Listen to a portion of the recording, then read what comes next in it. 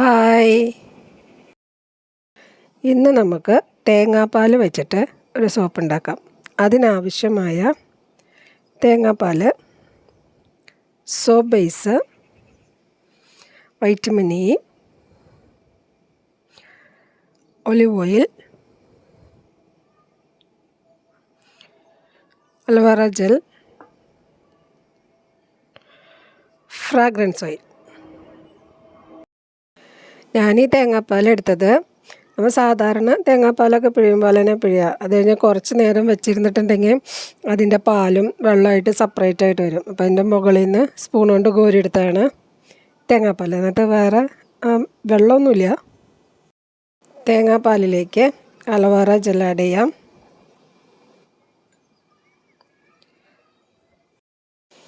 കുറച്ച് olive oil add ചെയ്യാം.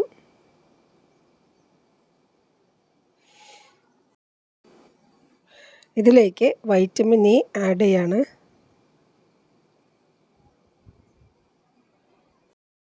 ഇത് നന്നായിട്ട് മിക്സ് ചെയ്തെടുക്കാം.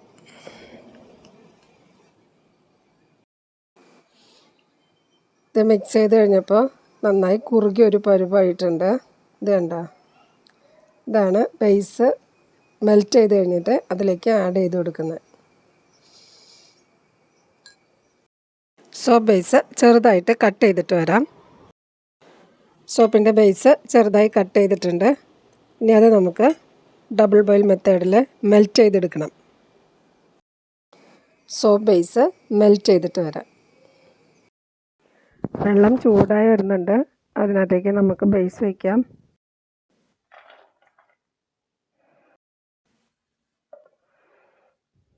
വെച്ചിട്ടുണ്ട്, മെൽറ്റ് ആവട്ടെ. അങ്ങനെ നമ്മുടെ ബേസ് മെൽറ്റായിട്ടുണ്ട്.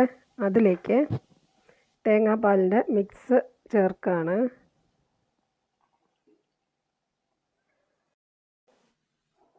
ഇതൊന്ന് നന്നായിട്ട് മിക്സ് ചെയ്ത് കൊടുക്കണം. ഒരു 10 തുള്ളി ലെമണിൻ്റെ ഫ്രാഗ്രൻസ് ഓയിൽ ആഡ് ചെയ്യാണ്.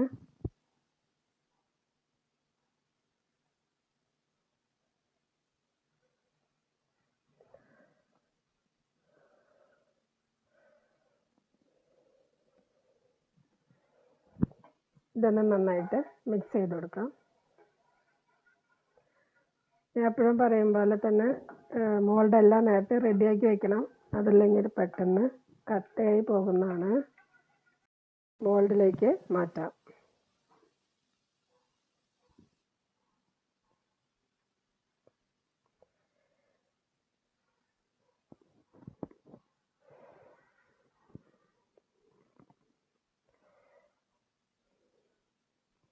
രണ്ട് മണിക്കൂർ കഴിഞ്ഞിട്ട് നമുക്ക് റിമൂവ് ചെയ്യാം.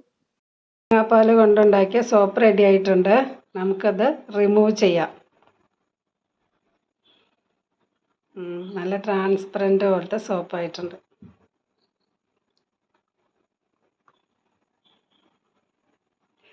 സോപ്പ് ആവശ്യമുള്ളവർ, സോപ്പ് ബേസ് ആവശ്യമുള്ളവരും വാട്സപ്പ് നമ്പറിൽ കോൺടാക്റ്റ് ചെയ്യണം.